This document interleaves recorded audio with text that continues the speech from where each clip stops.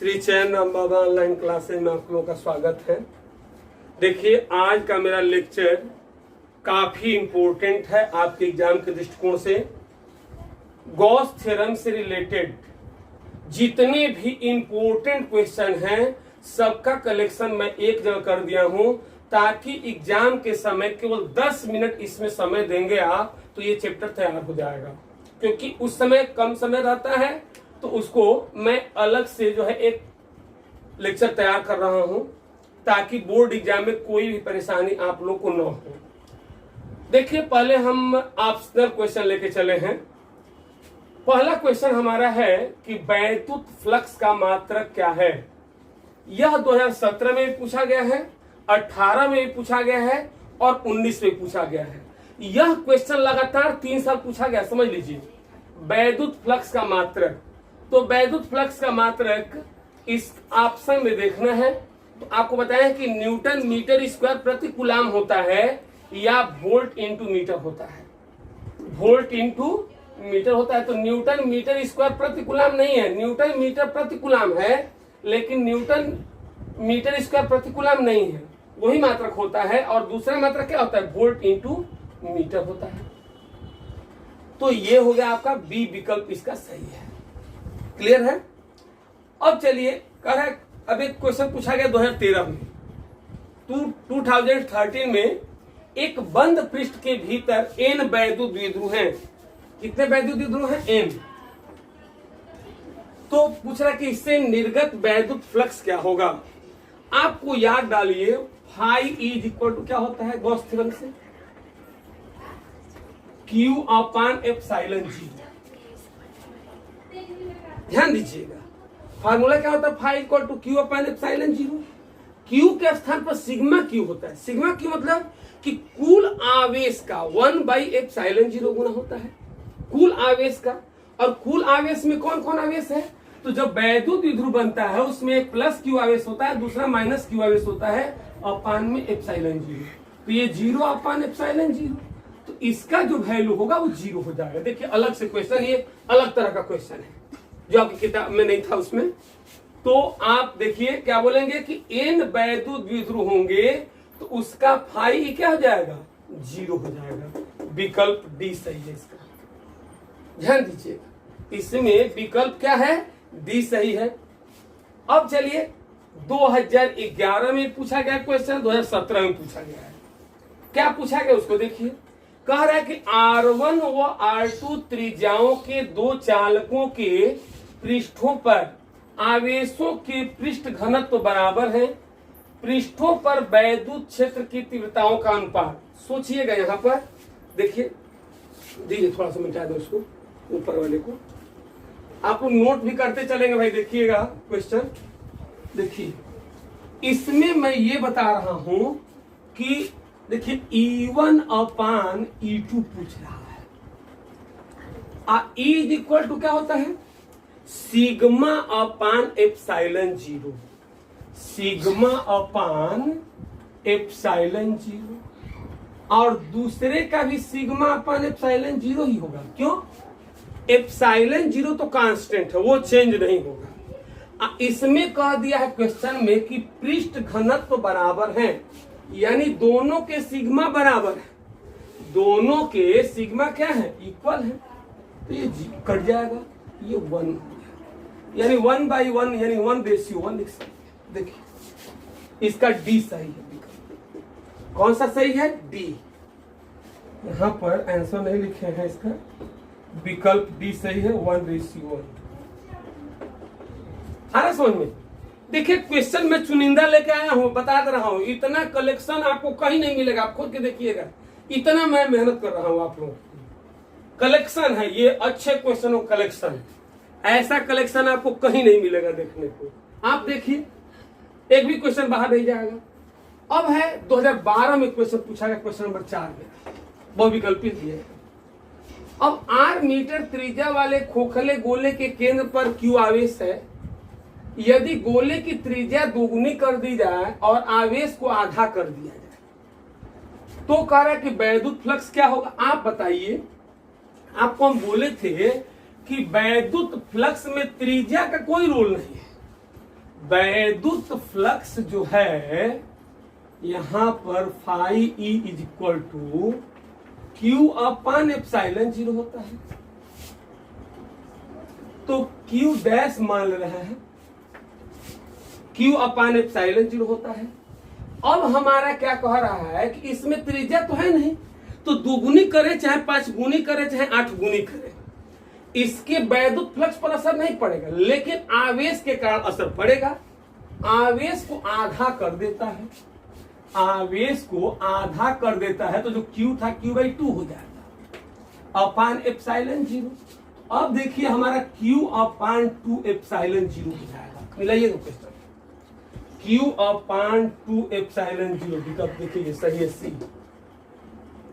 कैसे लिख रहा हूं, तो phi equal to Q upon epsilon zero. Q के पर क्या कर रहा है कि आवेश को आधा कर दिया जाता है, अपान में एप्सिलॉन जीरो रख देंगे तो क्यू अपान 2 एप्सिलॉन जीरो हो जाएगा। अब इसके वैद्युत फ्लक्स जो होगा क्यू अपान 2 एप्सिलॉन जीरो हो जाएगा। क्लियर है इतना। अब इसके बाद है क्वेश्चन नंबर 5 में कह रहा है, यह क्वेश्चन आपका पूछा गया है 5 नंबर क्वेश्चन 2017 में पूछा गया क्वेश्चन। 3 इलेक्ट्रॉनिक आवेश वाले यानी Q बराबर NE, तो 3E हो जाएगा।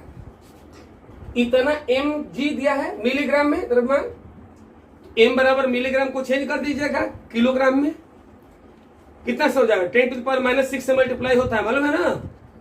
अरे भाई याद है कि नहीं आप लोगों को? चलिए नहीं याद है तो याद कर लीजिएगा।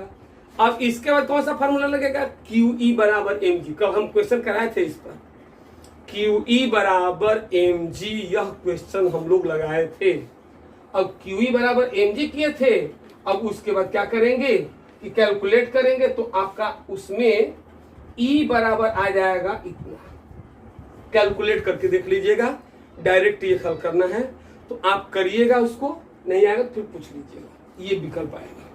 क्योंकि ऐसा क्वेश्चन मैं बता चुका हूं आप लोगों को, कई क्वेश्चन बता हूं। अब देखिए आगे क्वेश्चन,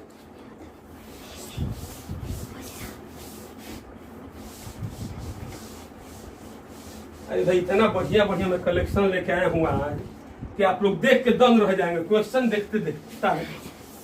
ऐसा आपको कलेक्शन, इसका एक कापी अलग से बना लेना है आप लोग, बात समझ रहे ना। इसकी कापी एक अलग से बनानी पड़ेगी आपको, ताकि उस पे केवल ये इंपोर्टेंट क्वेश्चन रहेंगे, केवल इंपोर्टेंट। क्योंकि जब उस समय एग्जाम देंगे, देखिए थियरी में तो मैं बताया हूं कि गॉस थ्योरम और अनुप्रयोग पांचों में से एक आना है, तो वो तो तैयार करेंगे ही, और साथ ही आज चुनिंदा क्वेश्चन मैं लेकर आया हूं, उसको देखिएगा। अब देखिए एक क्वेश्चन है 2013, 14, 16, 17, 18, बात समझिए। 2013, 14, 17 नहीं 16, 17, 18। और बताइए इतना सा लगातार ही पूछा कोई क्वेश्चन क्या है, तो वैद्युत क्षेत्र की तीव्रता का मात्रक होता है। क्वेश्चन नंबर कौन सा था, वो 6 था ना, क्वेश्चन 6 था, ये 6 नंबर है। तो वैद्युत क्षेत्र की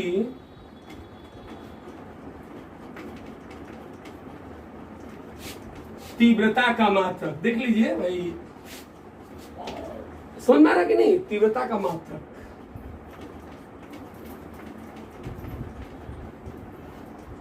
वैद्युत क्षेत्र की तीव्रता का मात्रक क्या होगा, आप जानते हैं न्यूटन प्रति कूलम। उसमें दिया गया विकल्प न्यूटन प्रति मीटर, कूलाम प्रति न्यूटन, न्यूटन प्रति कूलाम और जूल प्रति न्यूटन। तो इसमें क्या होगा, न्यूटन प्रति कूलाम। डायरेक्ट मैं आंसर लिख दे रहा हूं इसका, न्यूटन प्रति कूलाम। ये क्वेश्चन बहुत बार पूछा गया है, वेरी वेरी इंपॉर्टेंट। एक एक नंबर का एक क्वेश्चन मैं बता रहा हूं, अभी ये सब क्वेश्चन एक एक नंबर के हैं, अभी इसके बाद बताने वाला हूं। अब देखिए एक क्वेश्चन और पूछा गया है 2014 में और 2019 में। इसमें पूछा गया था ये क्वेश्चन नंबर 7 कि निम्न में से निम्न में से कौन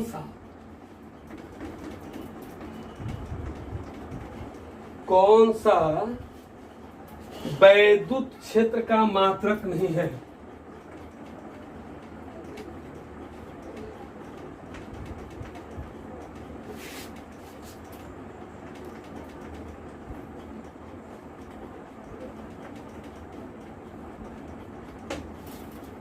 निम्न में से कौन सा वैद्युत क्षेत्र का मात्रक नहीं है?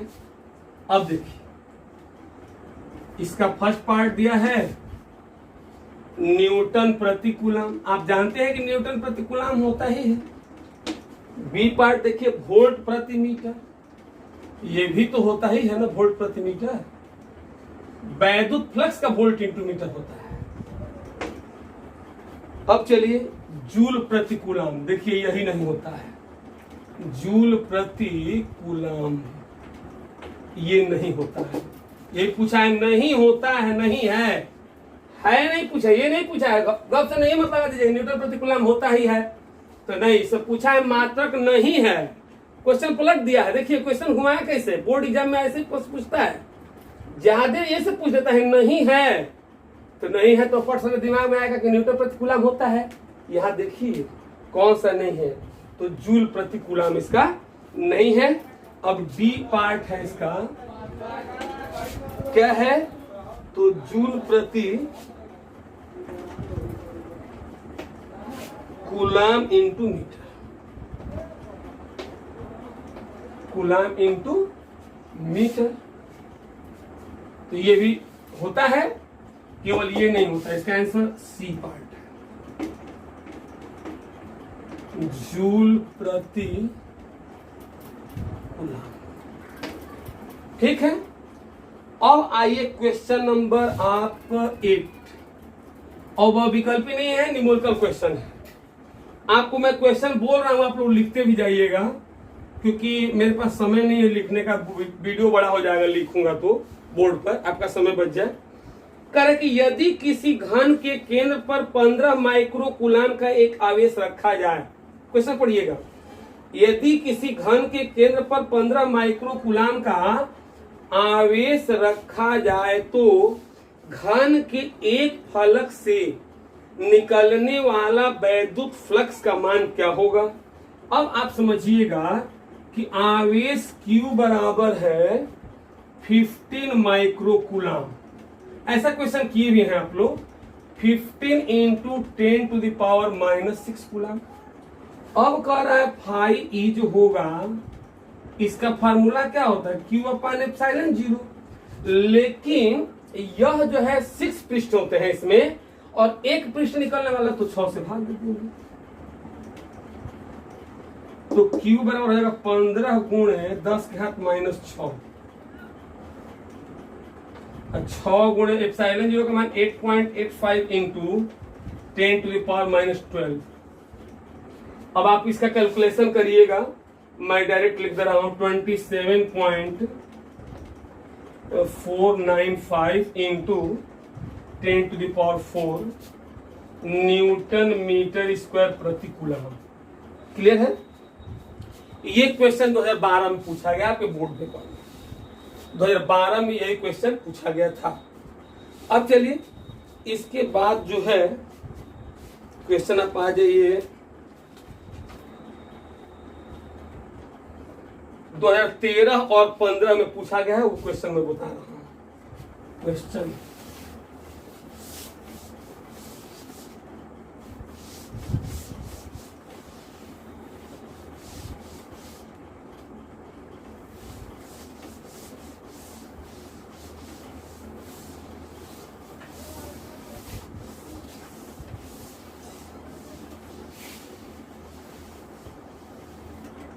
अब देखिए क्वेश्चन नंबर 9। हाँ, ये क्वेश्चन पूछा गया आपसे 2013 में और 2015 में, यह क्वेश्चन पूछा गया है। आपको मैं क्वेश्चन बोल रहा हूं, लिख लीजिए। एक समरूप वैद्युत क्षेत्र, मान भी लिखते चल रहा हूं, capital E is equal to 5 into 10⁻³ I cap newton प्रति कूलम है। इसका अर्थ क्या है कि SI पद्धति में आपको तीव्रता दी गई है।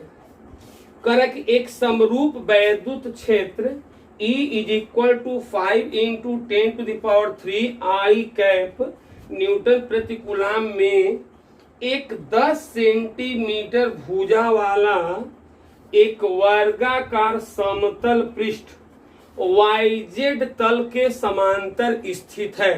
तो YZ तल के समांतर स्थित है। क्वेश्चन नोट कर लीजिएगा, पृष्ठ से कितना वैद्युत फ्लक्स संबद्ध होगा यदि पृष्ठ के तल का X अक्ष की दिशा में 30 अंश का कोण बनता है।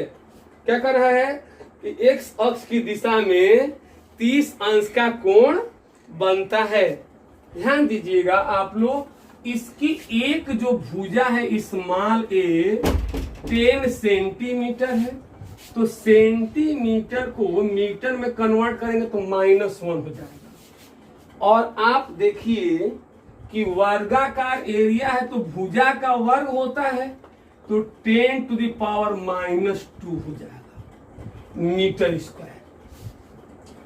अब हमसे कह रहा है कि यह जो है 30 अंश का कोण बना रहा है। अब देखिए यह वेक्टर के रूप में है। यदि हम केवल मैग्नीट्यूड लेंगे तो ये लेंगे। यहां पर यदि इसका वेक्टर लेते, यदि वेक्टर ए लेना होता हमको, तो देखिए 10⁻² और आई कैप हो जाए, क्योंकि YZ तल के समांतर कर रहा है, यानी X एक्सिस के पैरेलल हो जाएगा यहां पर। अब देखिए X अक्ष की दिशा में हो जाएगा। तो अब आप लगा सकते हैं φ फार्मूला होगा क्या, तो EA cos थीटा। φ EA cos थीटा। तो E का वैल्यू देखिए 5 इंटू 10⁻³ A के यहाँ पर हो जाएगा 10⁻⁻² और cos 30 का मान हो जाएगा √3/2। अब देखिए 3 में से 2 गया 1 हो जाएगा, तो 50/2 माने 25। समझिएगा 10 का मतलब 3 में से 2 गया 1 होगा, यहाँ फिर 50 हो गया, 50 में 2 से भाग देंगे 25, 103 में तो हो जाएगा 1.732।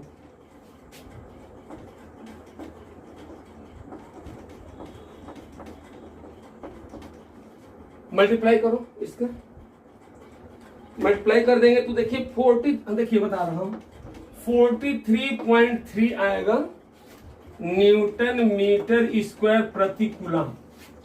इसको आप 43 भी लिख सकते हैं, न्यूटन मीटर स्क्वायर प्रति कूलम। बड़ी इंपॉर्टेंट क्वेश्चन है, 2013 में पूछा गया है और 15 में पूछा गया। एक इस टाइप का क्वेश्चन आएगा, अंक बदल सकता है भाई, अंक बदल सकता है। अंक का ठेकेदारी हम नहीं लेंगे, क्योंकि अंक तो आप क्वेश्चन देने वाले के ऊपर होता है, लेकिन सिस्टम यही रहेगा आपका, निश्चित है। अब चलिए, अब क्वेश्चन नंबर 10 है। इसमें 2018 में पूछा गया क्वेश्चन। देखिए सारा क्वेश्चन पूछे गए जो क्वेश्चन है बोर्ड एग्जाम में, वही मैं क्वेश्चन आज टच करूंगा, बस बाकी नहीं। करे कि एक क्षेत्र में वैद्युत क्षेत्र की तीव्रता, एक क्षेत्र में वैद्युत क्षेत्र की तीव्रता E इक्वल टू लिखते चलेंगे question 1.2 I cap plus 1.6 J cap newton प्रति कूलम दी गई है। Is equal to 1.2 I cap 1.6 J cap newton प्रति कूलम दी गई है।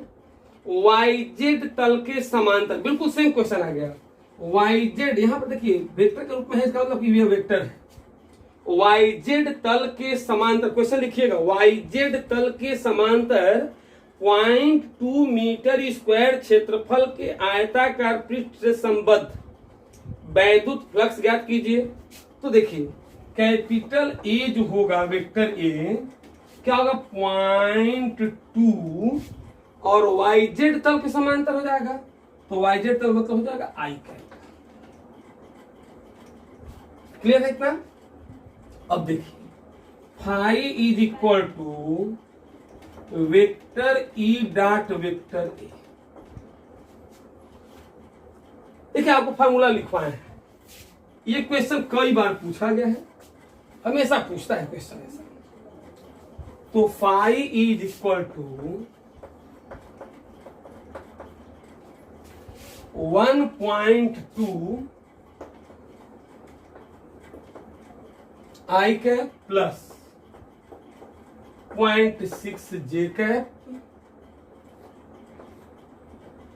Dot 0.2 I cap. अब देखिए, अब जब भी इस ऐसे क्वेश्चन को डॉट प्रोडक्ट करना होगा तो देखिए आई का आई से करेंगे, जे का जे से, केवल आई का आई से करिए तो 12 दूनी 24, एक पॉइंट यहां पर एक पॉइंट यहां पर, तो यहां पर आ जाएगा। अब आई से आई 1 हो जाएगा, आंसर हो गया। यहां पर इतना वोल्ट इंटू मीटर या न्यूटन मीटर स्क्वायर प्रति कूलम, मात्रा कोई भी लिख सकते हैं, इतना हो गया। देखिए कोई करना नहीं है कुछ भी इसमें भाई, आपको ई का वैल्यू दिया गया है, ए का दिया गया है, आप गुणा कर दीजिए। कहेंगे कि आई कैप कहां से लेके चले है, तो YZ कहा, YZ में क्या बचा है x, तो x अक्ष के अनुदिश एकांक सदिश क्या होता है आई कैप। आप लोग समझ में आ रहा है कि नहीं आ रहा है? अरे भाई नहीं आ रहा तो बोलिए, जहां भी समझ में ना आए तुरंत बोलिए, आप लोग तुरंत कमेंट करिए भाई। देखिए इसमें एकदम बोलना है निसंकोच। अब है क्वेश्चन 2019 में पूछे गए हैं दोनों क्वेश्चन, क्वेश्चन नंबर 11। देखिए फिर क्वेश्चन नोट करिए। देखिए एक वैद्युत क्षेत्र के वैद्युत फ्लक्स को परिभाषित कीजिए और वैद्युत फ्लक्स का मात्रक लिखिए। वैद्युत क्षेत्र के वैद्युत फ्लक्स को परिभाषित कीजिए और वैद्युत फ्लक्स का मात्रक लिखिए। क्वेश्चन में कह रहा है कि एक समान वैद्युत क्षेत्र सदिश vector E is equal to 2i cap plus 3j cap minus 4k cap volt प्रति मीटर के एक पृष्ठ के क्षेत्रफल vector A equal to minus 4k cap से गुजरने वाला वैद्युत फ्लक्स की गणना कीजिए। देखिए वेक्टर, ये क्वेश्चन जो है 2019 में पूछा गया था, ये 2021 में पूछे जाने की प्रबल संभावना है। एक साल गैप देकर जरूर क्वेश्चन वही रिपीट करता है, याद रखिएगा, एक साल गैप देकर वही क्वेश्चन रिपीट करता है, तो ज्यादा संभावना है 2021 में आने की। अब देखिए वेक्टर E इज इक्वल हो जाएगा आपका कितना, तो 2i cap plus 3j cap minus 4k cap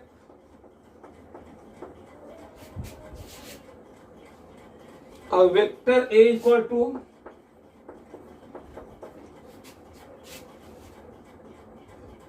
minus 4k cap.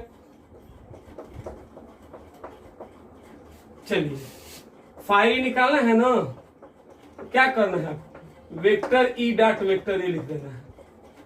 Vector E के यहां पर हो जाएगा 2i cap plus 3j cap 4k cap minus 4k cap हो जाएगा। क्लियर इतना? अब आपको करना क्या है कि I का I से, J का J से और K का K से मल्टीप्लाई कर देना है। I का I से करना है, J का J से करना है और K का K से करना है। अब देखिए माइनस माइनस हो जाएगा प्लस, चर्चा का 16, केवल K वाले में पूरा करना है, K डॉट K 1 हो गया, आंसर हो गया। इसका न्यूटन मीटर स्क्वायर प्रति कूलम हो गया आंसर। अब मिला लीजिए। अब देखिए फिर 2019 का ही क्वेश्चन है अगला क्वेश्चन हमारा। अब सोचेंगे कि एक ही 2019 में सब पूछ दिया, क्या बता रहा हूं, अलग अलग सेट में अलग अलग पूछा है, क्योंकि कई सेट आते हैं एग्जाम में, आप लोगों के जिले में 2 सेट आते हैं ना, तो अलग अलग सेटों में अलग अलग क्वेश्चन रहेगा इस चैप्टर से। लेकिन रहेगा जरूर, इसी से बाहर नहीं जाएगा क्वेश्चन, मैं गारंटी दे रहा हूं, इससे बाहर आपका क्वेश्चन नहीं जाएगा।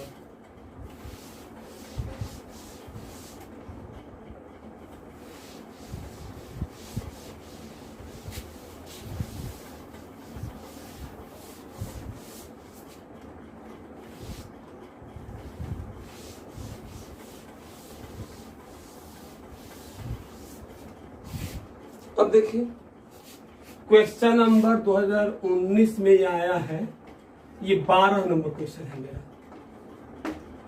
इसके बाद आगे एनसीईआरटी क्वेश्चन हम कराएंगे अगले क्लास में, पहले इंपोर्टेंट क्वेश्चन मैंने सर्च कर लिया। क्वेश्चन कर लीजिए, एक अनंत लंबाई के एक समान आवेशित सीधे तार का रैखिक आवेश घनत्व 10.0 इंटू 10⁻⁻8 कूलाम पर मीटर तार से 2 सेंटीमीटर की दूरी पर उत्पन्न वैद्युत क्षेत्र की तीव्रता ज्ञात कीजिए। अब देखिए, इसमें रैखिक आवेश घनत्व का मतलब क्या हो गया? रैखिक आवेश घनत्व का मतलब हो गया लेमडा। याद रखिएगा, रैखिक आवेश घनत्व को किस से इंडिकेट करेंगे? तो लेमडा से। ये हो गया हम लोग का 10 इंटू 10⁻⁻8 कूलाम प्रति मीटर। क्लियर? अब R is equal to, small r equal to कितना है? 2 सेंटीमीटर है, तो 2 सेंटीमीटर को मीटर में कन्वर्ट करिए। ठीक है, अब कर रहा है तीव्रता E is equal to capital E। Capital E देखिए 1/4 pi epsilon 0 into 2 lambda upon small, 2 lambda upon small. तो E इज इक्वल टू, इसका 9 इंटू 10⁻9 होगा। 2 लेमडा के जगह पर 10 इंटू 10⁻⁻8, R के जगह पर 2 इंटू 10⁻²। 2 से 2 कट जाएगा। अब देखिए -2 ऊपर जाएगा तो +2। 9 व 2 11, 1 12, 12 में से 8 गया 4, हो गया आंसर। देख रहे हैं क्वेश्चन? ये क्वेश्चन E बराबर हो गया 9 इंटू 10⁴ न्यूटन प्रति कूलाम, न्यूटन प्रति कूलाम हो गया। अब एक लास्ट क्वेश्चन मेरा बचा है इसमें आज के लिए, वो बता दे रहा हूं आप लोगों को। 2018 में पूछा गया मोस्ट इंपोर्टेंट क्वेश्चन है। क्वेश्चन लिख लीजिए, एक इलेक्ट्रॉन धारा में इलेक्ट्रॉन का वेग 2 इंटू 10⁷ मीटर पर सेकेंड है और इलेक्ट्रॉन 1.6 इंटू 10⁻³ वोल्ट प्रति मीटर के स्थिर वैद्युत क्षेत्र के लंबवत दिशा में 10 सेंटीमीटर चलने पर 3.4 मिलीमीटर विक्षेपित हो जाए तो स्मॉल E/m की गणना कीजिए। एक क्वेश्चन मैं अभी और छोड़ दिया हूं कि आवेशित कण का गमन पथ कैसा होता है, यह वो विकल्प में बहुत पूछता है। वैद्युत क्षेत्र में आवेशित कण का गमन पथ कैसा होता है? परवलयाकार होता है। और यह क्वेश्चन 2018 में तो लिखा हूं, 2018 में आया है, लेकिन इसके अलावा बहुत बार यह क्वेश्चन पूछा गया, बहुत बार, मैं बता दूं। और मैं आर्टिकल आपको कराया हूं, क्या? आवेशित कण का गमन पथ कैसा होता है? परवलयाकार होता है। इसके लिए मैंने फार्मूला डिराइव कराया है, उसमें देखिए जो वैल्यू आपको दिया है इसमें, उसको लिख दे रहा हूं कि इतने मीटर प्रति सेकेंड के वेग से। क्वेश्चन नंबर है ये 13, क्वेश्चन नंबर 13 है आपका। वेलोसिटी दी गई है v इज इक्वल टू कितना? तो 2 इंटू 10⁻⁷ मीटर प्रति सेकेंड। मीटर प्रति सेकेंड के इलेक्ट्रॉन के इतने के वोल्ट प्रति मीटर दिया गया आपको स्थिर वैद्युत क्षेत्र। कैपिटल ई बराबर हो जाएगा 1.6 इंटू 10⁻³ वोल्ट प्रति मीटर है। 0.6 इंटू 10⁻³ वोल्ट प्रति मीटर है। कह रहा है कि स्थिर वैद्युत क्षेत्र के लंबवत दिशा में 10 सेंटीमीटर चलने पर 10 सेंटीमीटर लंबवत दिशा में, तो जिस दिशा में जाएगा उसको x कहते हैं वैल्यू। देखिए 10 सेंटीमीटर चल रहा है तो 10 सेंटीमीटर को मीटर में कन्वर्ट करें -1 मीटर हो जाएगा। अब करें 3.4 mm विक्षेपित हो जाता है तो y बराबर है 3.4 mm। mm को आप मीटर में चेंज करेंगे तो क्या होगा 10⁻, आपका हो जाएगा कितना -3 मीटर। क्लियर। अब आप केवल क्या करिएगा कि y इक्वल टू वहां फार्मूला डिराइव कराए हैं उस फार्मूले में रख देंगे तो E/m का मान आपका निकल जाएगा डायरेक्ट। आपको ये फाइंड करना है इस प्रश्न में। ये करके लाएंगे, होमवर्क करता रहा हूं आप लोगों को। देख रहे हैं आप लोग को इतना सॉलिड में क्वेश्चन दिया हूं, इससे बाहर निमुड़कर में नहीं जाएगा। गारंटेड है क्वेश्चन, गारंटेड क्वेश्चन मैं दिया हूं। आज जैसा क्वेश्चन जो है एकदम सॉलिड क्वेश्चन दिया गया। आप लोग इस बात को ध्यान देंगे, एक एक क्वेश्चन करके लाएंगे। इस क्वेश्चन करके लाना है E/m का। मैं टोटल वैल्यू लिख दिया हूं, केवल फार्मूला लिख करके E/m को फाइंड कर लेना है। क्लियर। अब मेरे नंबर पे सेंड करना है। दूसरी चीज भाई देखिए, आप लोग ये काम नहीं कर रहे हैं 12 वाले लोग। भाई देखिए, आप लोगों के ज्यादा स्नेह की आवश्यकता है मुझे। और सभी लोग, यदि आप लोगों को लगता है कि सर जी मेहनत कर रहे हैं तो भाई चैनल को सब्सक्राइब कर लीजिए, ताकि जो ही वीडियो मेरा बने तो आपके यहाँ सूचना पहुंच जाए, तुरंत नोटिफिकेशन पहुंच जाएगा। तो इसमें एक भी रुपया आपको लगना नहीं है और दूसरा लाभ आपको मिलना है कि तुरंत नोटिफिकेशन मिल जाएगा। और तीसरा नंबर कि मेरा सहयोग भी हो जाएगा। तो मैं ये चाहता हूं कि आप लोग थोड़ा सा सहयोग करिए, अपने भविष्य को ध्यान में रखते हुए थोड़ा सा सहयोग।